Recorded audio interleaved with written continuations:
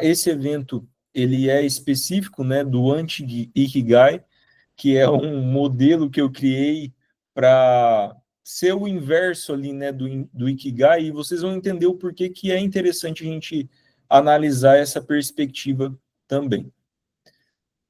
Bom, eu sou engenheiro de produção por formação, na graduação, e tenho uma especialização na área do Lean, que é onde vocês muitas vezes podem me ver falando muito sobre o sistema Toyota de produção e o Lean Manufacturing, né?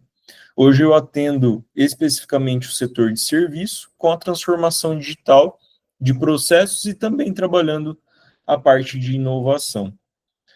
Sou mestre em propriedade intelectual e transferência de tecnologia para inovação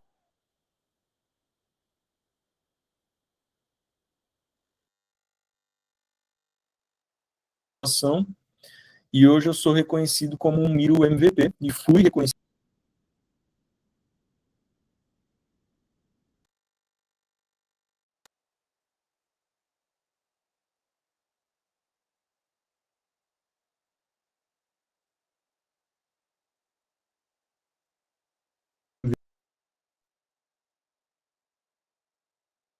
também. Bom, o que é um lema para mim, assim, né, o Ricardo? Eu acredito que tudo pode ser melhorado e é isso que faz a inovação acontecer. Porque o que vocês podem ver hoje da parte de startup, as novas tecnologias que vão surgindo, elas estão vindo nada mais, nada menos é, elevar a eficiência daquilo que não está sendo feito com uma qualidade ideal pelo cliente, né? Então, tanto o argumento ou as iniciativas na parte de processos ou inovação disruptiva, que é o que muitas startups trazem, eles estão nada mais, nada menos fazendo isso. Só que eu acredito muito que o embasamento científico, o pensamento científico da gente entender o problema ainda permanece com as metodologias tradicionais, como análise de causa raiz, né? Então, hoje eu também trabalho muito nessa parte, né, de análise de solução de problemas, porque advém alguma situação ali de processos que eu preciso atuar especificamente. E aí, na parte de inovação, eu estou sempre desenvolvendo algumas coisas relacionadas à inteligência artificial dentro do fluxo de trabalho, e também eu atuo como um facilitador, que é hoje o meu portfólio mais que eu gosto mais de desenvolver e o que eu divulgo mais, que é a parte de desenvolvimento de empresas que querem utilizar a gestão visual, né, favorecendo ou buscando isso no seu negócio. Então, eu tenho também esse treinamento aqui que é voltado para Miro, né? Então, esse caso aqui foi de uma cooperativa aqui no estado do Paraná mesmo, onde a gente desenvolveu todo, né, as funcionalidades da Miro, né? O que eles podem utilizar tanto no plano gratuito como no plano pago, mas eu faço isso de forma muito interativa e o que eu gosto muito, né, de colocar, a gente vê muitos treinamentos ou workshops, às vezes sendo facilitado de uma forma, é a ferramenta tal, é assim que você faz processo, ou é assim que você faz inovação, e muito teórico e não entrega nada prático para o negócio. Só que o meu modelo, né, que eu chamo de trilhas de intervenção colaborativa, eu trabalho com a empresa, né, ou o negócio, ou as pessoas, já com 30 dias de antecedência do evento, né? Porque existe uma preparação, né, de todo ali um desenho do problema que eles querem resolver, porque ao final eles vão ter um resultado prático, que nesse caso aqui foram esses desafios que a gente elencou para resolver ali, né, no caso da Cocamar. E aí, deixa eu ver, legal. Aqui tem o certificado também que eles desenham ao vivo, né? Então, esse é, assim, os meus portfólios, né? Um dos das minhas frentes de atuação é esse workshop relacionado a Miro para desenvolver ou resolver problemas de negócio. Trabalho na parte de solução de problema, como eu disse para vocês, e também no desenho de jornadas inteligentes, que é basicamente você desenhar as jornadas hoje de algum atendimento ou processo, olhando o conceito de First AI, que é quando você tem que pensar ali a sua atividade, em primeiro lugar, como que você poderia desenvolver e usar a inteligência artificial para aquilo, certo? Deixa eu só dar uma olhada aqui, que alguém solicitou na Luma. Ah, não, tá tudo certo.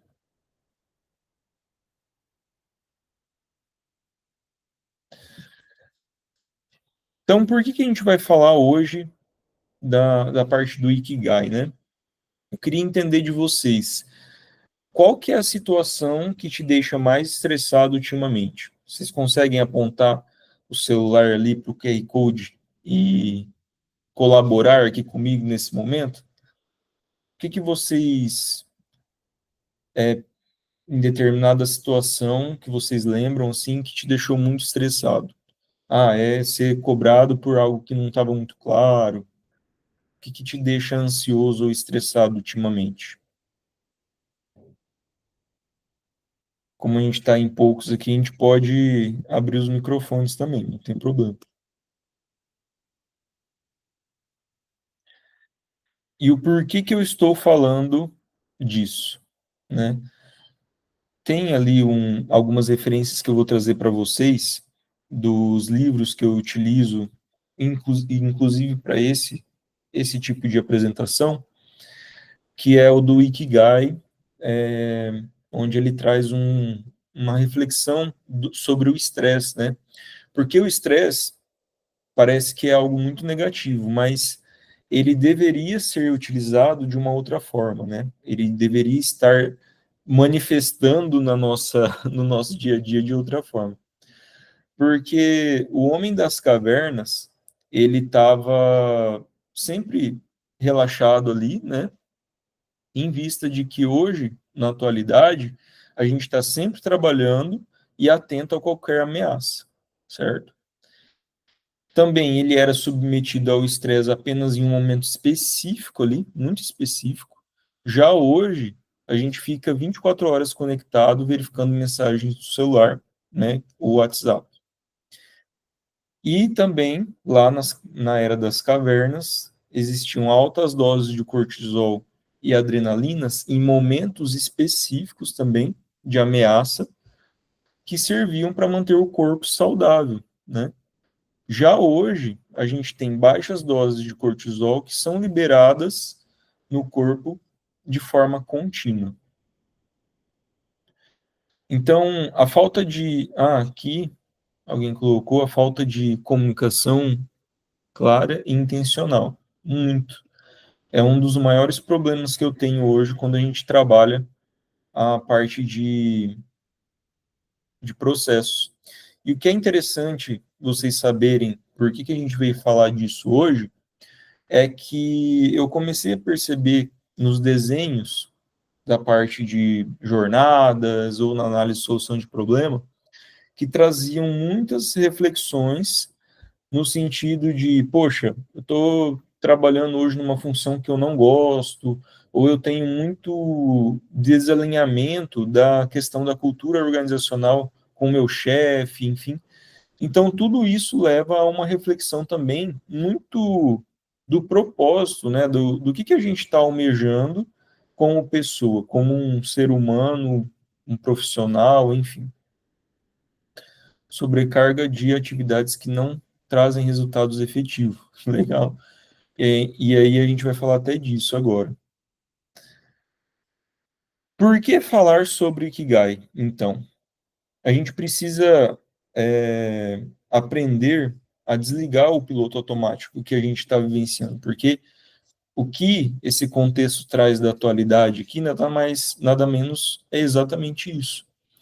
Então, todos nós conhecemos aqui alguém que está lá comendo ou almoçando e, ao mesmo tempo, mexendo no celular.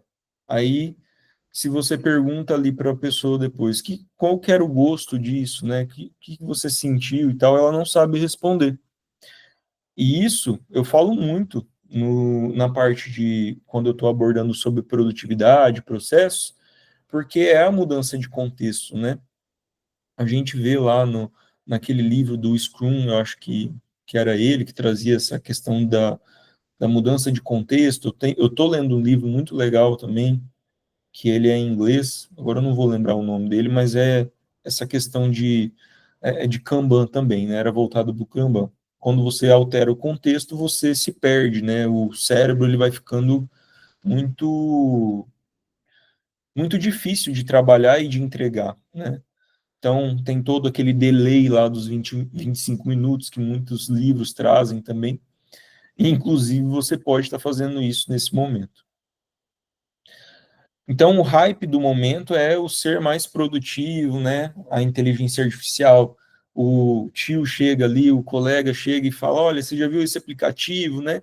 Você entra no LinkedIn, é uma chuva de agente de inteligência artificial agora, né? Que todo mundo está trazendo a promessa ali que aquele é o agente da vez, né? Ou aquela imagem gigantesca com um monte de ícones. E aí vem ver comigo, né, se ser mais produtivo com esse hype é verdade, né? Então, esse evento que a gente está falando aqui hoje não é mais um evento sobre tecnologia. Vocês me desculpem que eu não vou falar sobre inteligência artificial especificamente, eu não vou trazer mais um aplicativo cool para vocês trabalharem, apesar que eu faço muita propaganda para Miro, né? Mas o que a gente está tendo hoje é, de fato, essa overdose de aplicativo de produtividade. O que eu vejo? Às vezes, uma pessoa, ela registra uma tarefa que ela tem que fazer no Trello, e, ao mesmo tempo, ela vai lá e registra no, sei lá, no Google Tasks, né? E isso é, de fato, uma improdutividade gigantesca, né? E talvez as pessoas estão ficando também perdidas por falta de entender isso, né? Qual que é o impacto da tecnologia no dia a dia delas, né? E aí a gente vai voltando para essa questão de propósito. Então a gente está lá nas tarefas do dia a dia, então você tem que voltar para os seus objetivos. Isso aqui é uma reportagem da BBC, que a Gannon, né? Que é uma menina que passou por um burnout, ela traz exatamente isso, né? Que a tecnologia ela é importante, sim, mas o fato de que a gente responder e-mails no celular, né? Essa agilidade, essa pressa, ela não faz mais eficiente, apenas faz a gente trabalhar mais. E aí o que eu pergunto, trabalhar mais é o caminho? Né? A gente vai ver no slide seguinte também sobre isso. Só que o que ela trouxe de uma reflexão muito interessante, que aqui está até errado, né, o burnout, quando ela enfrentou isso, tudo que ela conseguiu fazer foi caminhar e comprar um buquê isso aqui está errado, era a inteligência artificial traduziu errado, por uma libra. Então ela conseguiu comprar essas flores e isso é, fez para ela um sentimento de conquista, um sentimento de bem-estar, né? E talvez a gente está buscando ou não sabe, né, o que tem que procurar por falta dessas reflexões, de entender o que você está buscando, o que você quer para a sua vida. Porque eu garanto para vocês que ser 100% produtivo vai ser impossível, que nem a máquina ela consegue ser 100% eficiente, já diria a lei, né, da termodinâmica. Então, por que a gente está querendo cobrir a nossa agenda ou as nossas gerências, né, as nossas empresas estão querendo que a gente trabalhe mais, seja mais produtivo, sendo que nem a máquina ela consegue transformar, né, 100% de calor em trabalho útil. Então, a pausa, ela é necessária, e pausa é diferente de desperdício, tá? Isso é só um trecho de uma parte que eu trago lá num workshop sobre produtividade, que eu gosto de trazer essa reflexão, porque a gente vai entrar aqui nessa parte, né? Que vem lá o colega, né? Ou o guru da produtividade fala que você pode usar esse método, pode usar esse aplicativo, porque ele é o ideal, ele é muito bom, né? Bom para quem? Bom para quem, né? Esse artigo, eu vou até mandar aqui para vocês no chat, é um artigo que eu fiz recentemente. E claro, né, que o algoritmo ele não quer que essas coisas, não sei se vocês já tiveram essa percepção que o algoritmo ele dá visibilidade para aquilo que o pessoal gosta de fazer isso, né, que acabei de falar, novos aplicativos, né, vocês veem que essas postagens elas ganham os céus no LinkedIn, no Instagram, enfim. Mas quando você traz algo que é mais realidade, algo que traz uma verdade, isso eu já li em vários livros, né? As pessoas elas não gostam de ler a verdade, elas não gostam de verificar algo que vai incomodar ou vai é, descobrir, né? E eu estou falando de descobrir é de tirar aquele pano que existe ali na cara dela, né? A máscara, para ela se enxergar, né? E as pessoas elas se irritam às vezes com isso ou não gostam mesmo de olhar para isso.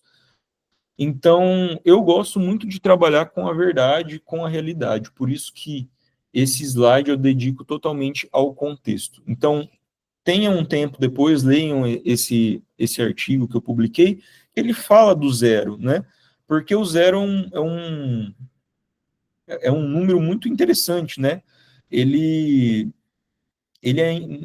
não diz nada para a gente de necessidade, né, no sentido de 1, 2, 3, 4. Por que o zero? O zero parece que é um nada, é nenhum, né, é nulo, mas ele pode dizer muitas coisas, né? E esse específico, eu trouxe a reflexão de que aquela pessoa ou aquele guru que está falando aquilo no LinkedIn, né, que comecei do zero, né, até no artigo eu trago isso, comecei do zero de quem? Porque o seu zero muitas vezes está aqui e o zero dele está aqui. Então, será que aquela solução ou aquela receita do bolo que ele está te passando, ela serve para você? E isso vai muito ao encontro do alinhamento das expectativas que você tem que ter com o seu propósito, os seus objetivos que você quer alcançar, né? Então, antes de você buscar ler o livro que o guru está indicando, ou seguir a regra, né, a regrinha, né, o passo a passo que ele está determinando, entenda seu contexto, para você não se frustrar, certo? E aqui eu trago outro conceito que pode ser muito legal para vocês, que talvez vocês não saibam, inclusive está tatuado no meu braço, que é a onda de Kanogawa, né? O que essa figura ela representa? Vocês podem perceber que é uma pintura japonesa, né? E ela não tem um ponto específico. Claro que parece assim que de primeira mão vocês conseguem enxergar mais a onda em destaque, né? Só que as pinturas japonesas na época, elas tinham uma perspectiva muito contextual. Não existia uma figura em específico em foco, né? Por quê? Exatamente isso, né? Uma das coisas que você vai enxergar, vai entender e já verificou em literaturas do sistema Toyota de produção, da cultura japonesa, é a questão de contexto. Eles olham muito para o contexto de vida, o contexto de um problema, para tomar uma decisão, né? Então, se você olhar até as figuras da época dos europeus, né, dos artistas europeus, eles têm uma figura de uma pessoa, igual a gente está aqui agora, vocês estão me vendo aqui, eu sou o foco do ambiente, né? E aqui não, aqui eles têm uma perspectiva muito ampla, né? uma perspectiva, tem até uma coisa que fala lá num vídeo que explica essa gravura, a palavra, que a gente tem ali na panorâmica, né? Uma perspectiva panorâmica. Então, vamos lá. Aqui, até eu vou introduzir para vocês por que eu cheguei lá naquele modelo do Anti-Ikigai, porque lá atrás, isso aqui foi uma das primeiras reflexões que eu fiz dentro da Miro, eu fiz uma reflexão pessoal. Então, eu desenhei uma linha do tempo, e aí eu fui colocando quais são as memórias felizes para mim e quais são os acontecimentos que não necessariamente desejaria reviver, né? Mas impactaram a minha vida. Então, isso aqui eu acho que é legal até vocês tentarem fazer aí depois, né? Fazer uma linha, tracejar essa linha e ir trazendo essas perspectivas, porque isso me deu resultado depois para refletir sobre as minhas aspirações, né? Aqui eu não vou detalhar para vocês, porque a gente não vai trabalhar o porquê hoje, né? Que isso aqui é uma tradução daquele livro, né? Do Descubra Seu Porquê, que no final ele desenharia o Golden Circle, né? Mas eu busquei desenvolver outras coisas aqui. Então aqui eu trouxe também os fatos, e aí com a ajuda de um mentor meu, ele foi entendendo o que eu trouxe de fatos da minha vida, o que ele entendia que havia significado, né? Reconhecer o valor, né? Não é apenas inovação, mas a questão de propriedade intelectual, que eu estudei muito, eu gosto do pensamento embasado, né, em algo científico. E aqui são as pessoas que ele, inclusive, é um mentor muito que eu gosto muito, o Islan Gomes, ele trabalha na Volvo, e eu descobri ele quando eu fiz aquela pós-graduação em Lean Manufacturing. E aqui são as perguntas, né, que eu estou remodelando esse Descubra Seu Porquê ali novamente, com algumas pessoas chaves que eu considero que eu posso ouvir, né? E aí ainda a gente vai falar sobre isso hoje, né? Quem que você tem que ouvir, quem que você não tem que ouvir. Então, o modelo do Anti-Ikigai, ele traz esse objetivo, né, para você encontrar o seu não propósito de vida. E os objetivos específicos aqui para cada círculo, né? A gente vai destacar as tarefas que drenam a sua energia por falta de habilidade ou aptidão, identificar os padrões de desânimo ou desconexão emocional que você tem e identificar o que não está, né, gerando impacto significativo na sua vida ou no mundo, né? E reconhecer as atividades sem viabilidade econômica, né, ou relevância para o mercado, que no meu caso, como eu sou autônomo aqui, mas também você pode remodelar essa pergunta, né, para o teu caso aí.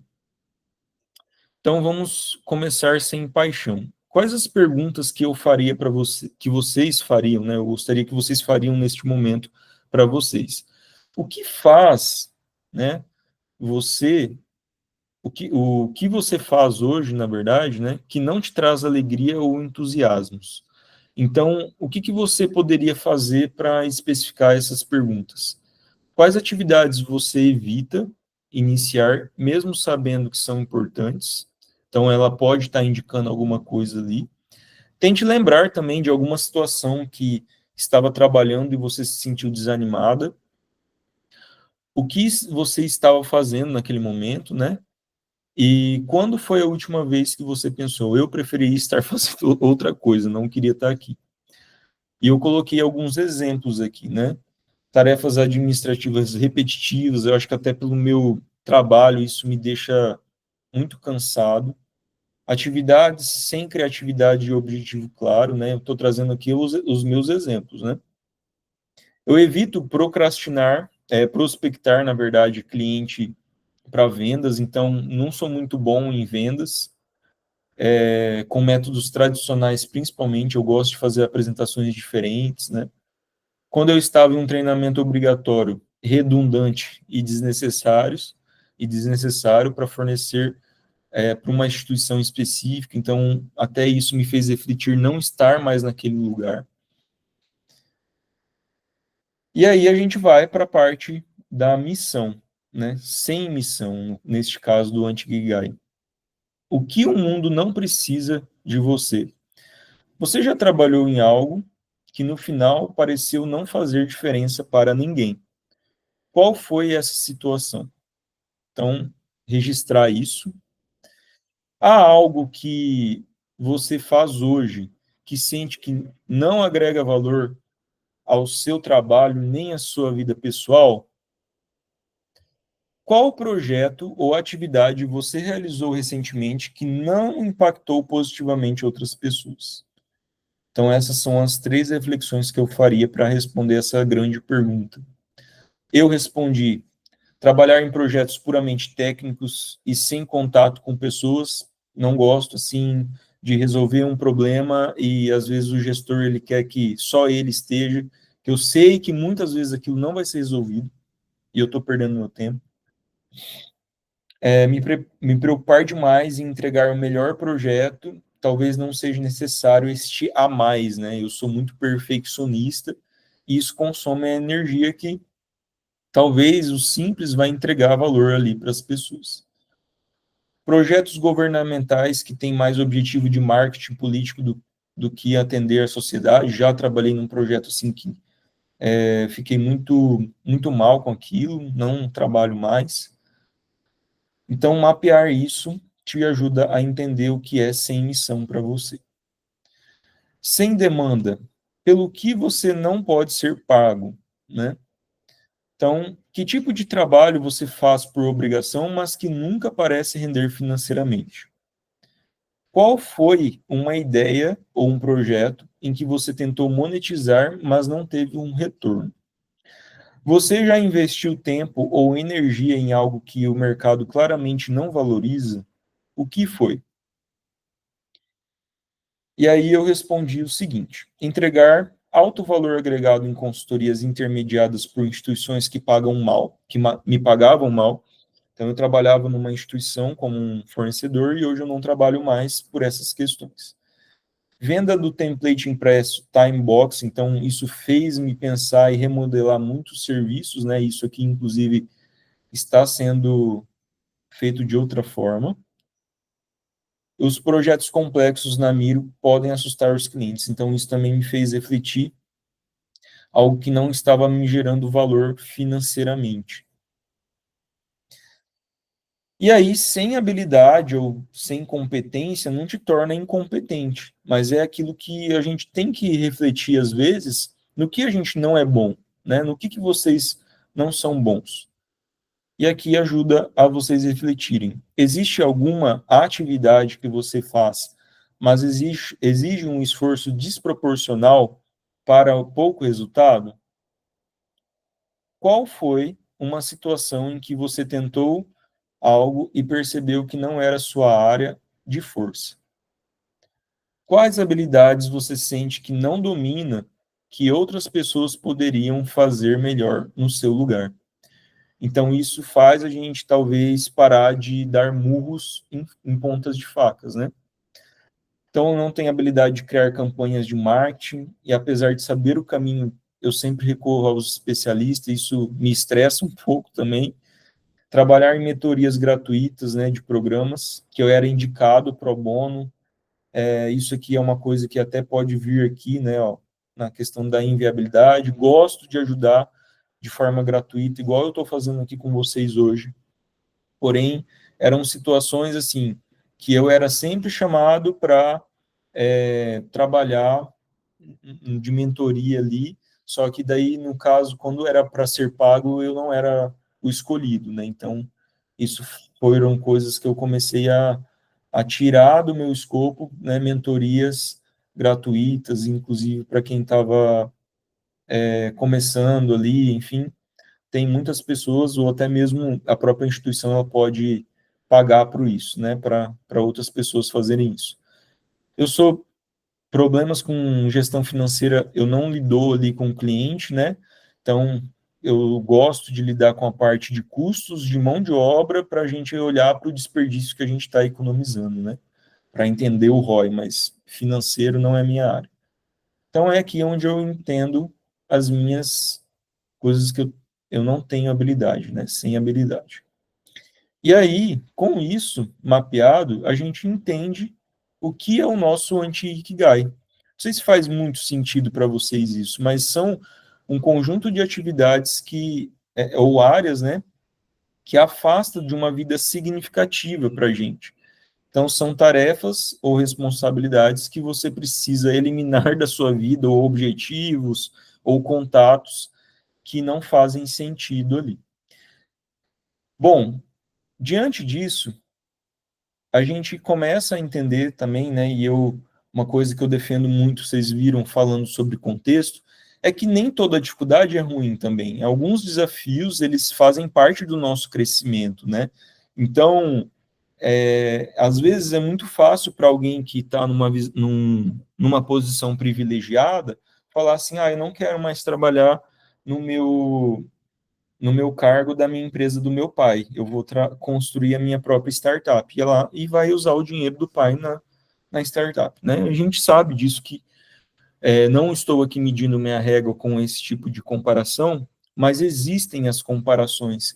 E o que eu gostaria era que vocês entendessem, no contexto de vocês, o que vocês podem refletir para naquilo que vocês estão buscando alcançar.